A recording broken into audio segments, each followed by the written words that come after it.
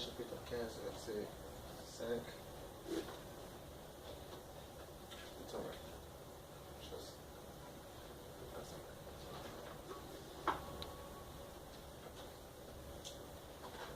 Genèse chapitre 15, verset 5.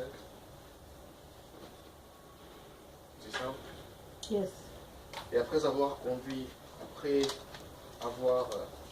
dehors, il dit, regarde vers le ciel et compte les étoiles, si tu peux les compter. Et il lui dit, telle sera ta postérité. Finalement, Colossiens chapitre 3. Colossiens chapitre 3, et verset 24. Commençons au verset 23, c'est mieux.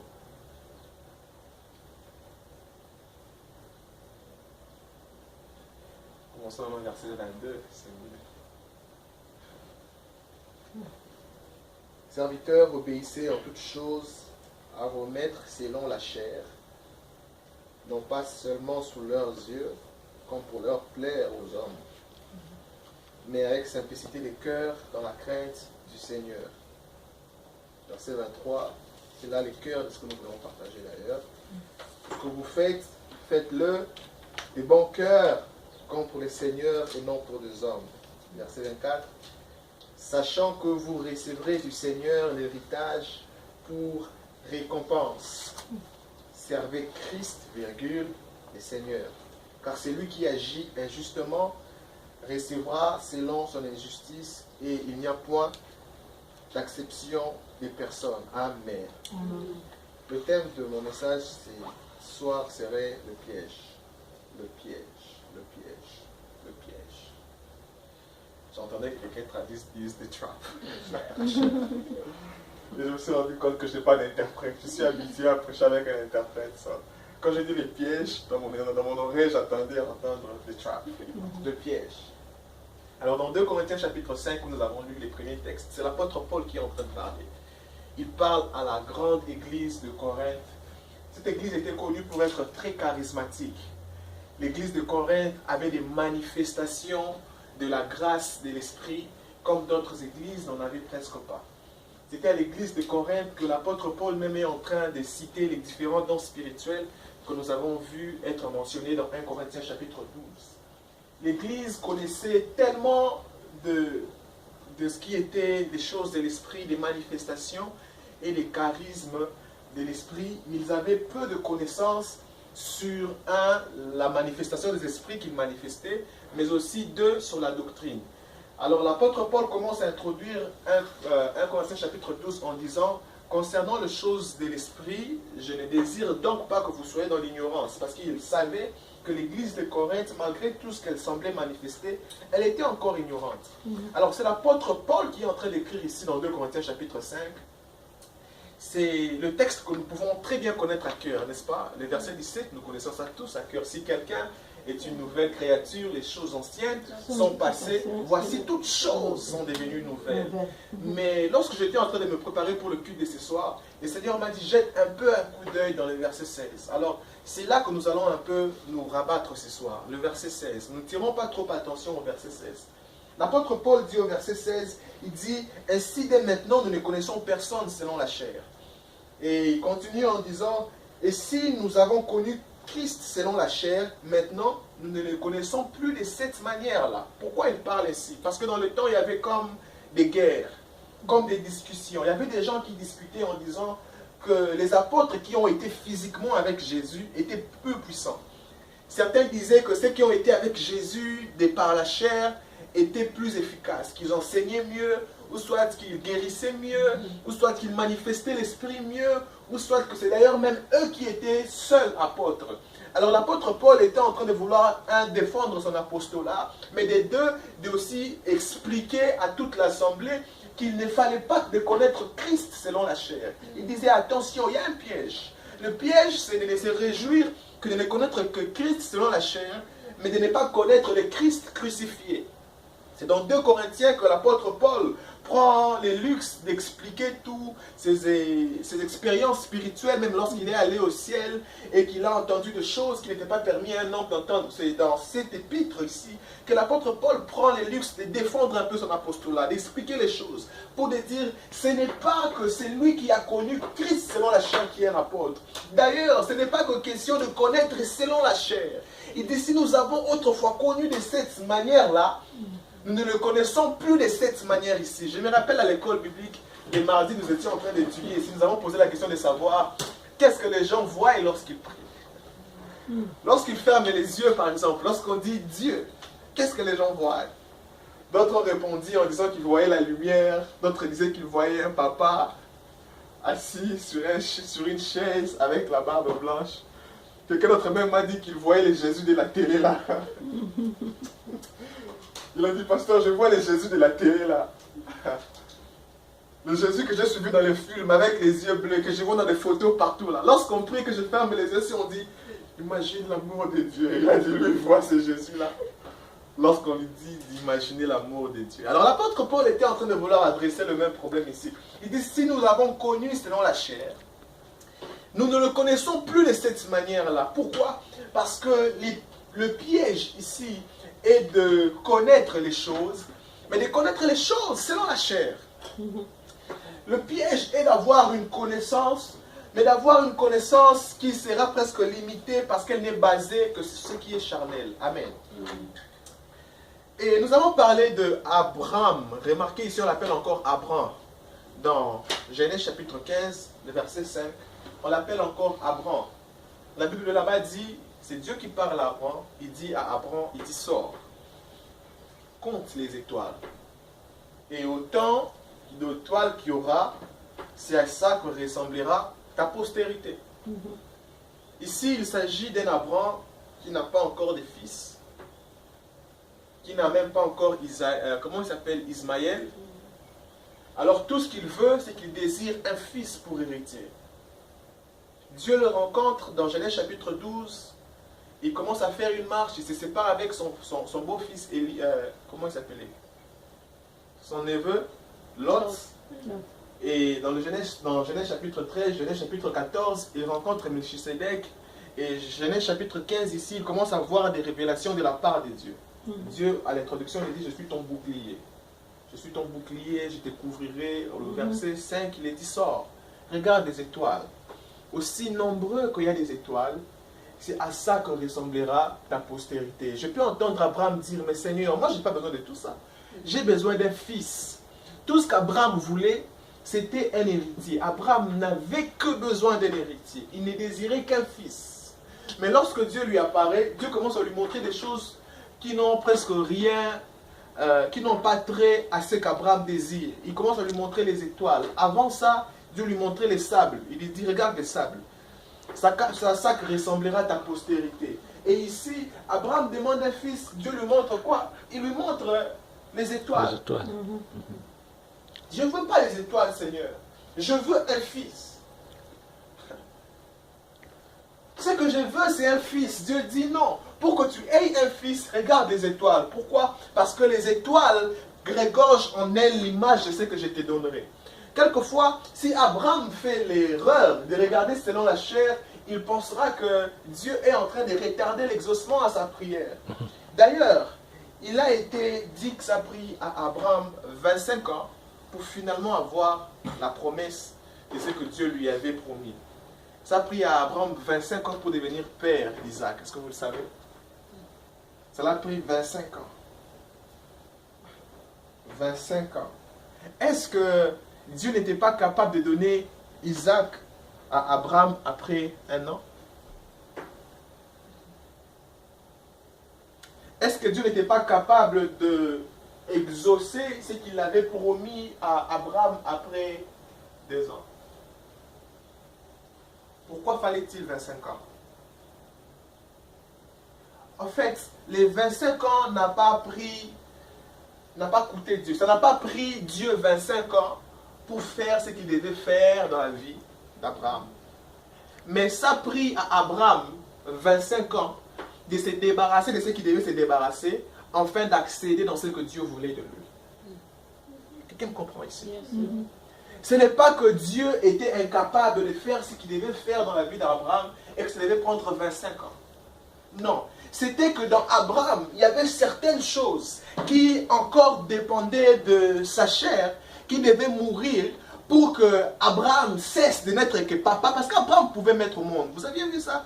Juste dans le chapitre d'après, Abraham a entendu sa femme, Sarah, qui lui dit, va. Dans le chapitre d'après, chapitre 16, il dit, va, j'ai ma servante ici qui s'appelle Agar. Abraham pouvait être papa, mais il n'avait pas encore en lui le cœur de père. Okay. Dieu ne voulait pas faire d'Abraham qu'un papa. Il voulait faire d'Abraham un père. Aujourd'hui, on lui appelle père de la foi.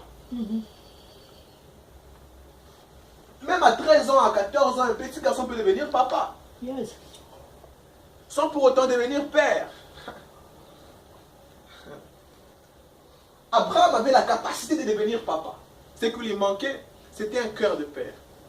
Alors, lorsqu'il demande à Dieu, Dieu lui montre les étoiles. Dieu lui dit, ce que tu me demandes, je sais que tu ne veux qu'un fils. Mais au-delà d'un fils, moi je te donnerai les étoiles. C'est de là qu'est sortie l'expression son étoile. Vous savez, oh non, son étoile.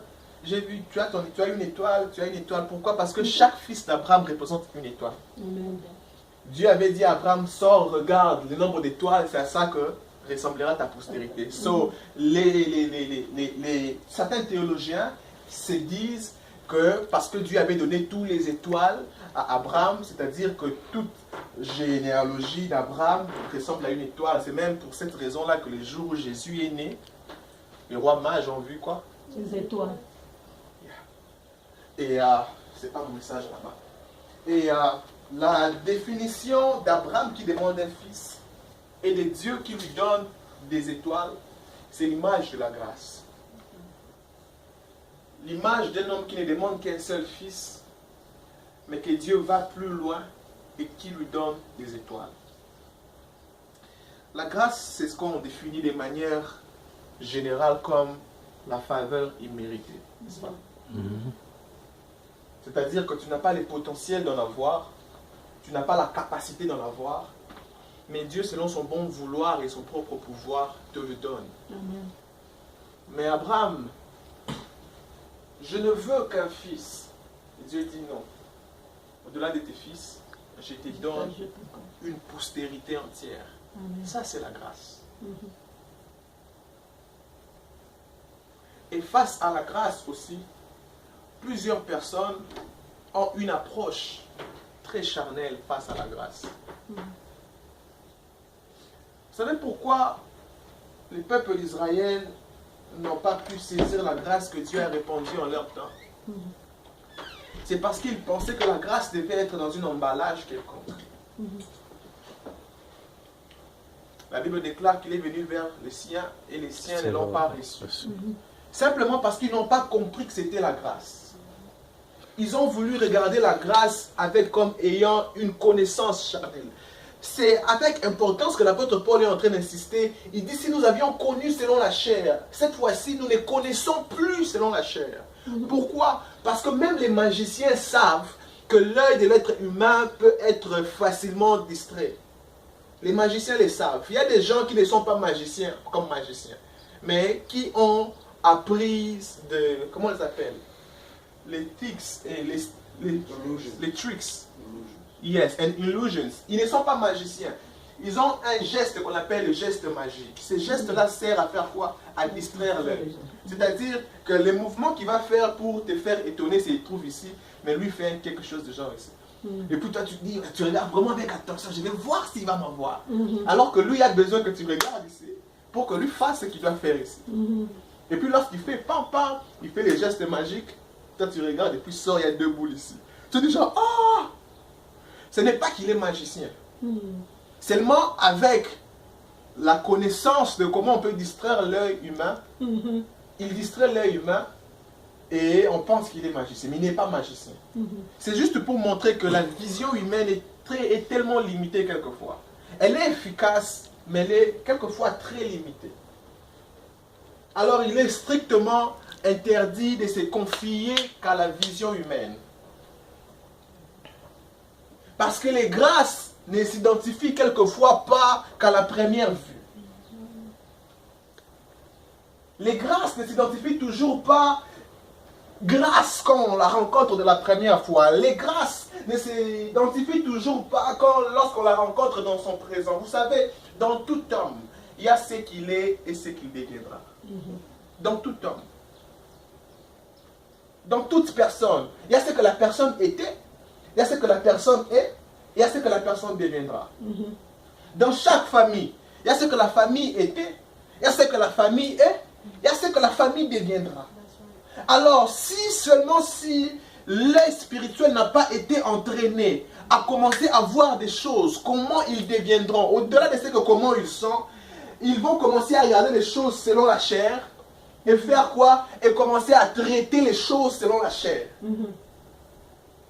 Alors que si l'œil peut voir ce que deviendraient les choses, ou ce que deviendrait la personne, ou ce que deviendrait tel élément demain, on ne cessera de regarder que selon la chair.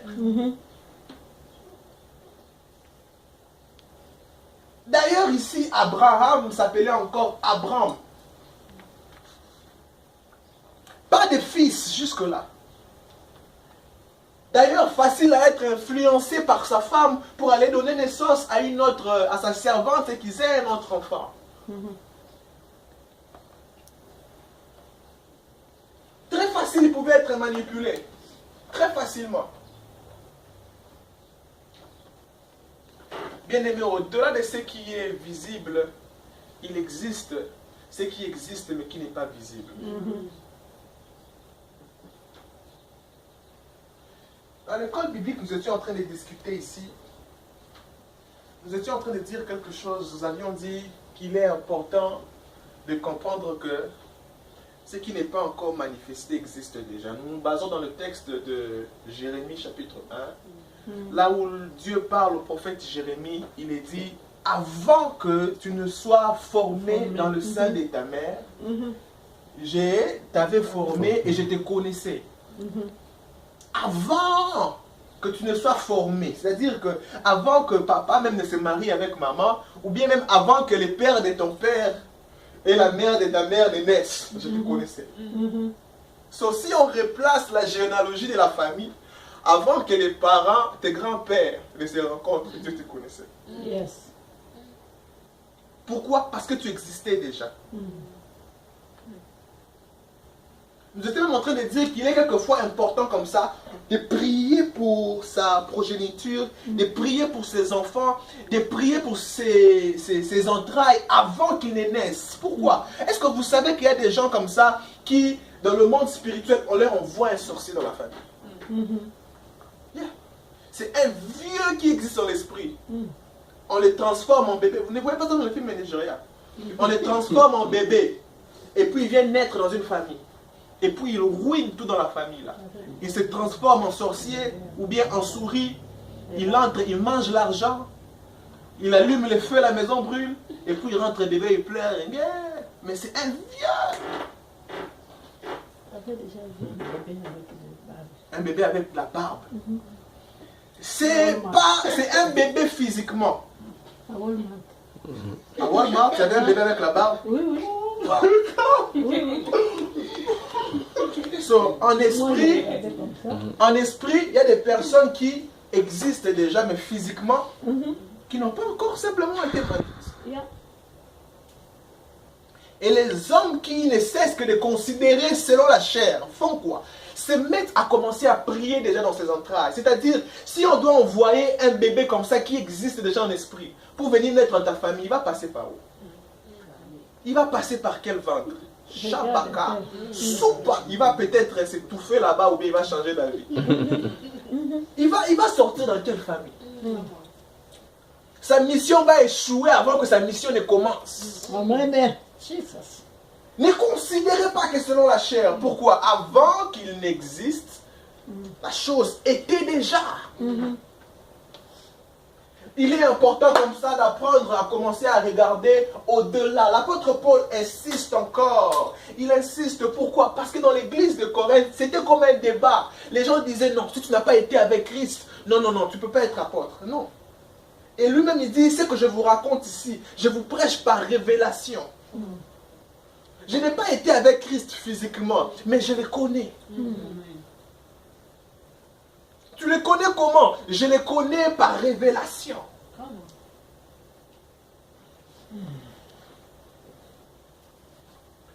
Et je serai en train de prêcher comme je prêche. Vous vous rappelez, quand je prêche toujours pas à tout le monde, je prêche à cette famille ici.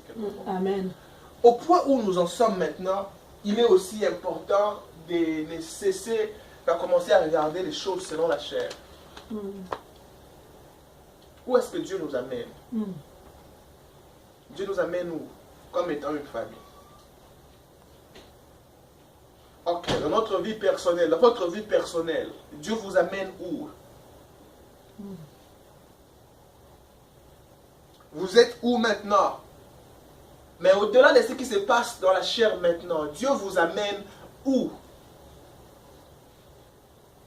Oh non, je m'appelle Abraham. Je m'appelle Abraham. Tu t'appelles Abraham. Est-ce que tu peux voir dans l'esprit que Dieu est en train de t'amener à devenir Abraham?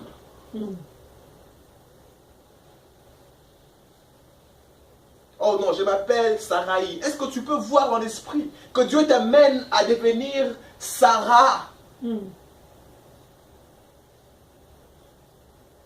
Et c'est de cette nation-là, de cette postérité-là, qu'est né des enfants comme Jacob, qu'est né des enfants comme Isaac. La Bible parle de Jacob qu'il est arrivé dans une terre qui s'appelait avant Luz. Cette place-là s'appelait avant Luz. Jacob vient, il passe une nuit, une seule nuit. Il voit les anges qui montaient, qui descendaient dans une échelle. Il dit, ouh, ce lieu est incommensurable. Ce lieu est la maison de Dieu. Ce lieu est le temple de Dieu. Pourtant, je ne savais pas. La Bible dit, à partir de ce jour-là, Jacob change le nom de la ville. Amen. Il appelle ce lieu-là Bethel. Alors que ce lieu-là s'appelait avant Luz. D'où est-ce que Jacob a eu ces choses? Il a eu ces choses de ses grands-pères. Ses grands-pères ont téléchargé la grâce de changer même les noms des cités autour. C'était devenu facile pour Jacob de commencer à regarder des endroits comme ça. Il dit, toi, tu es Luz. Tu es Luz, mais tu deviendras maintenant Bethel. Amen. C'est une grâce différente. Et les grâces différentes, quelquefois, lorsqu'elles se manifestent, elles ne se manifestent toujours pas dans son potentiel plein.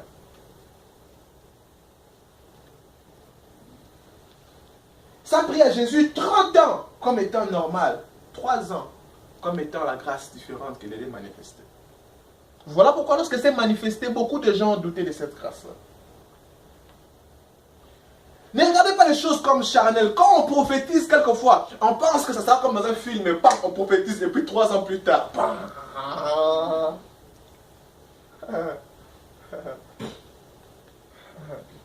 Quelqu'un dit avec moi les processus. Les processus. Ne regardez pas les choses comme avec l'œil charnel. Les processus par lesquels Dieu te fait passer n'est pas pour te tuer. C'est pour que tu apprennes et pour qu'à chaque étape, que les écailles charnelles tombent. Amen. Chaque étape, les écailles charnelles doivent tomber. Chaque étape, les écailles charnelles doivent tomber. On était en train de discuter amèrement vendredi avec l'équipe des modérateurs. On s'était dit, il n'est pas permis de conduire les cultes à cause du nombre de personnes qu'il y a. Ce n'est pas permis. Ton être intérieur doit être habitué à ne délivrer rien que l'excellence. Ton esprit doit être habitué à ne délivrer rien que l'expérience, rien que la qualité, rien que l'excellence. Sinon, si vous ne regardez les choses que selon la chair, vous direz, ah, quand il y a des personnes, je vais juste faire ça comme ça. Mais les jours où il y aura 20 000 personnes, alors ces jours-là, ils sauront, ah, la Bible dit, si tu n'es pas fidèle dans des peu de choses, qui te donneront des grandes choses? Qui? Et quelquefois, il y a des gens qui pensent que quand je grandirai, je changerai. Non. Faux et faux et faux et faux. Ne tombez pas dans les pièges de croire que quand vous grandirez, vous changerez. Non. Il y a de ces choses où si tu ne changes pas maintenant, tu vas grandir. Tu es vieux, mais que tu vois que les mêmes tics sont tirés à toi, sont collés à toi. Yeah. Il y a des gens comme ça qui, quand ils étaient petits, sissaient les doigts. Ils ont cru que quand ils vont grandir, ils vont cesser. Ils ont grandi comme ça, même vieux papa sisse les doigts. Yeah. Yeah. Il y a des gens qui ont des tics forts quand ils étaient petits, ou bien ils doivent toucher son empreinte avant de dormir. Et puis, quand on est petit, on l'interdit, n'écoute pas. Quand il grandit, il devient papa. Imaginez-vous un vieux papa devant les gens. Il avait cru qu'il allait laisser, il ne va pas laisser. C'est devenu un tic en lui. Et s'il faudrait commencer à développer les tics dès maintenant, il faut commencer à développer les tics de son appel. C'est-à-dire avec excellence. Vous vous mettez déjà à fond dans ce que vous faites. À fond. À fond. Oh non, quand je vais grandir, je vais commencer à parler. Non, il faut maintenant là commencer à parler de la manière dont tu parleras quand tu vas grandir. Amen. Oh non, quand je vais, et puis c'est un piège. C'est comme ça que le thème de ce soir, c'est le piège. Le piège. Ne tombez pas dans les pièges de croire que la grandeur va changer certaines choses au-dedans de vous. Pas nécessairement. La grandeur, au contraire, va exposer certaines faiblesses au-dedans de vous. Ça va juste montrer à grande échelle ce que vous ne pouvez pas. Ça va montrer à grande échelle combien vous êtes naïf, combien vous êtes négligent, combien vous êtes paresseux. Pourquoi? Lorsque c'est encore 5, ça se couvre. Mais lorsque ça devient 5000, tout se voit à l'œil nu. Oh non, quand je serai dans ma maison, alors là, quand les visiteurs viennent, je les recevrai bien. Non, chez vous, tu ne reçois pas bien les gens. Chez vous, tu reçois bien. Quand les gens vont venir chez toi, aussi chez toi, tu seras seulement comme ça.